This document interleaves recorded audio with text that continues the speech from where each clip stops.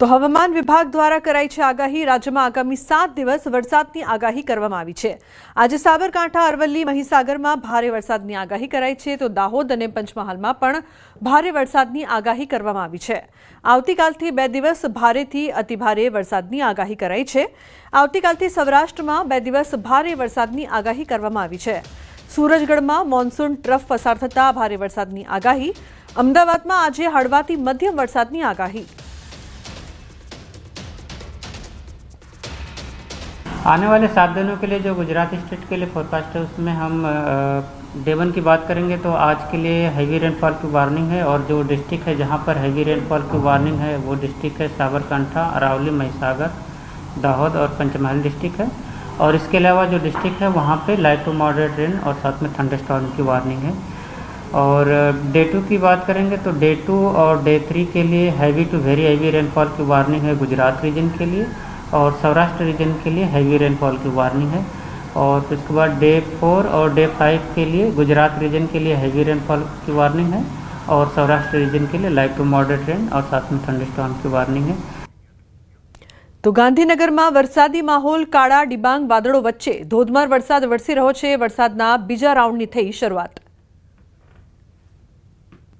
गांधीनगर में पण धोधमार वरसाद वरसी रह्यो छे। अत्यारे हाल तमे जोई रह्या छो कि गांधीनगरना सेक्टर 8, 7 અને 9ના દ્રશ્યો તમે જોઈ રહ્યા છો કે જ્યાં વરસાદ ધોધમાર વરસી રહ્યો હોય તે પ્રકારના દ્રશ્યો જોવા મળી રહ્યા છે। દૂર દૂર સુધી વિઝિબિલિટી જે છે તે પણ ન દેખાતી હોય તે પ્રકારના દ્રશ્યો જોવા મળી રહ્યા છે। વાહન ચાલકોને પસાર થવું હોય તો પણ લાઇટ ચાલુ રાખીને પસાર થવાની નોબત આવી રહી છે। મહત્વનું એ છે કે સૌપ્રથમ પવન જે છે તે ફૂંકાયો હતો અને ત્યારબાદ વરસાદ જે છે તે વરસી રહ્યો છે। મહત્વનું એ પણ છે કે હવામાન વિભાગે આગામી 7 દિવસ વરસાદની આશંકા વ્યક્ત કરવામાં આવી છે। ભારેથી અતિ ભારે વરસાદની આશંકા વ્યક્ત કરી છે, જે અંતર્ગત અમદાવાદમાં પણ વરસાદની આશંકા વ્યક્ત કરી છે। ગાંધીનગર સહિતના જે વિસ્તારો જે છે ત્યાં પણ વરસાદની આશંકા વ્યક્ત કરવામાં આવી છે અને જે અંતર્ગતના અત્યારે હાલ તો ગાંધીનગરમાં પણ વરસાદ જે છે તે વરસતો જોવા મળી રહ્યો છે। મહત્વનું એ છે કે આ વરસાદનો બીજો રાઉન્ડ છે। પ્રથમ રાઉન્ડની શરૂઆત હતી ત્યારે ખેડૂતો દ્વારા વાવણી જે છે તે કરી દીધી હતી અને ત્યારબાદ બીજા રાઉન્ડ વરસાદની આશંકા જે છે રાહ જોઈને બેઠા હતા અને તે અંતર્ગત હવે આ બીજા રાઉન્ડ વરસાદની શરૂઆત થઈ ચૂકી છે। અત્યારે હાલ તમે જોઈ રહ્યા છો કે ધોધમાર વરસાદ વરસી રહ્યો છે। લોકો પણ વરસતા વરસાદની અંદર નીકળતા જોવા મળી રહ્યા છે। આ પ્રકારની સ્થિતિ જે છે તે ગાંધીનગરમાં પણ જોવા મળી રહી છે। મહત્વનું એ છે કે હવામાન વિભાગે જે આશંકા વ્યક્ત કરી છે ભારેથી અતિભારે વરસાદની અને તે અંતર્ગત હવે ગાંધીનગરમાં પણ વરસાદ જે છે તેની શરૂઆત થઈ ચૂકી છે। કેમેરામેન અમિત શર્મા સાથે ગૌતમ શ્રીમાળી, ન્યૂઝ 18 ગુજરાતી, ગાંધીનગર। તો ભાવનગરમાં અસામાજિક તત્વોએ કર્યો છે હુમલો। રહેણાંક મકાન પર હુમલો કરવામાં આવ્યો છે। પથ્થરમારો કરીને વાહનમાં તોડફોડ પણ કરવામાં આવી છે। અસામાજિક તત્વો સીસીટીવીમાં કેદ થયા છે। તો રહેણાંક મકાન પર હુમલો કરતા તેઓ જોવા મળી રહ્યા છે। અસામાજિક તત્વોના ત્રાસથી લોકો કંટાળી ગયા છે। પથ્થરમારો કરીને વાહનમાં તોડફોડ પણ કરવામાં આવી। આ સમગ્ર ઘટના સીસીટીવીમાં કેદ થઈ છે। તો સીસીટીવીના આધારે પોલીસ દ્વારા વધુ તપાસ કરવામાં આવશે। રાજકોટમાં અસામાજિક તત્વોનો આતંક વધ્યો છે। ઉધાર આપવાની ના પાડતા વેપારી પર હુમલો કરવામાં આવ્યો। પ્રદ્યુમન પોલીસ સ્ટેશન વિસ્તારમાં બન્યો હતો આ બનાવ। વેપારીની પત્નીએ ઉધાર આપવાની ના પાડી હતી। ઉશ્કેરાયેલા ગ્રાહકે તલવારથી વેપારી પર હુમલો કર્યો। વેપારીને હાથમાં ઈજા અને ફ્રેક્ચરની ફરિયાદ છે। તો આ સમગ્ર ઘટના સીસીટીવીમાં કેદ થઈ છે। અસામાજિક તત્વોનો આતંક સામે આવ્યો છે। ઉલ્લેખનીય છે કે ગ્રાહકે તલવારથી વેપારી પર હુમલો કર્યો હતો। અસામાજિક તત્વોના આતંકની ઘટના સીસીટીવીમાં કેદ થઈ છે, જેના આધારે વધુ તપાસ કરવામાં આવશે। ઉધાર આપવાની ના પાડતા વેપારી પર હુમલો કરવામાં આવ્યો હતો। દ્રશ્યોમાં જોઈ શકાય છે કે કઈ રીતે તલવારથી ધમકી આપ્યા બાદ હુમલો કરવામાં આવે છે। આ સમગ્ર ઘટના બાદ ડરનો માહોલ જોવા મળી રહ્યો છે। તો વેપારી દ્વારા પોલીસ ફરિયાદ પણ નોંધાવવામાં આવી છે। તેને ફ્રેક્ચર થયું હોવાનું પણ સામે આવ્યું છે।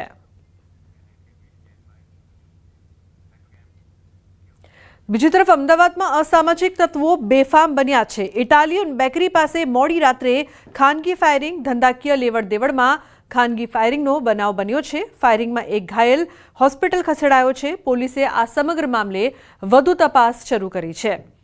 તો ધંધાકીય લેવડ દેવડમાં ખાનગી ફાયરિંગ કરવામાં આવી। આ સમગ્ર મામલે પોલીસ દ્વારા વધુ તપાસ કરવામાં આવશે। તો કઈ રીતે અમદાવાદમાં પણ અસામાજિક તત્વો છે તે બેફામ બન્યા છે। ઇટાલિયન બેકરી પાસે મોડી રાત્રે ફાયરિંગની ઘટના બની છે। ધંધાકીય લેવડ દેવડમાં આ ફાયરિંગ કરવામાં આવી હોવાનું સામે આવ્યું છે। આ મામલે પોલીસ દ્વારા વધુ તપાસ હાથ ધરવામાં આવશે।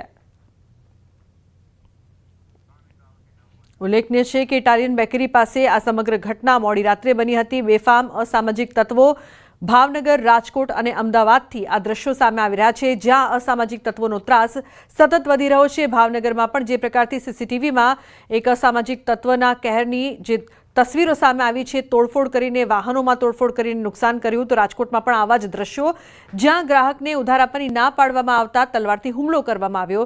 તો અમદાવાદમાં પણ ખાનગી લેવડ દેવડ મામલે ફાયરિંગની ઘટના બની છે, પરંતુ રાજ્યમાં અસામાજિક તત્વો સતત બેફામ બની રહ્યા છે। પોલીસનો કોઈ પણ જાતનો ભય ન હોય તેવું લાગી રહ્યું છે।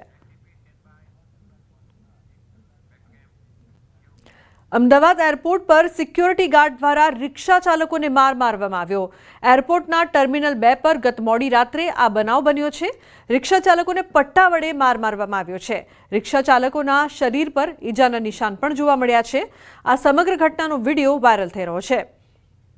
તો રિક્ષા ચાલકોમાં રોષ જોવા મળી રહ્યો છે। એરપોર્ટમાં જે પ્રકારથી તેમને ઢોર માર મારવામાં આવ્યો છે, એરપોર્ટ પર સિક્યોરિટી ગાર્ડે તેમને માર માર્યો હતો, પટ્ટાથી માર મારવામાં આવ્યો, જે બાદ રોષનો માહોલ છે। તો કઈ રીતે બેરહેમીપૂર્વક માર મારવામાં આવ્યો, ટર્મિનલ 2 પર ગત મોડી રાત્રે આ બનાવ બન્યો છે। તો સમગ્ર ઘટનાનો વિડીયો હાલ વાયરલ થઈ રહ્યો છે। જૂનાગઢના ઝાંઝરડામાં જાહેર રસ્તા ઉપર મારામારીનો વિડીયો વાયરલ થઈ રહ્યો છે। મહિલાની છેડતી બાબતે 2 શખ્સો બાખડ્યા। બંને શખ્સોને છોડવાની લોકોએ કરી હિંમત। થોડી ક્ષણો માટે બંને આધેડ લોકો જાહેરમાં બાખડવા લાગ્યા। ટ્રાફિક પોલીસે બંને શખ્સોને છૂટા પાડ્યા હતા। તો આ સમગ્ર ઘટના સામે આવી છે। બંને લોકો એકબીજાને માર મારી રહ્યા હતા। ટ્રાફિક પોલીસે બંને શખ્સોને છૂટા પાડ્યા। તો રસ્તા ઉપર મારામારીનો વિડીયો હાલ સોશિયલ મીડિયા પર વાયરલ થઈ રહ્યો છે। મહિલાની છેડતી બાબતે 2 શખ્સો બાખડ્યા હતા, જે બાદ તેમને છોડાવવામાં આવ્યા।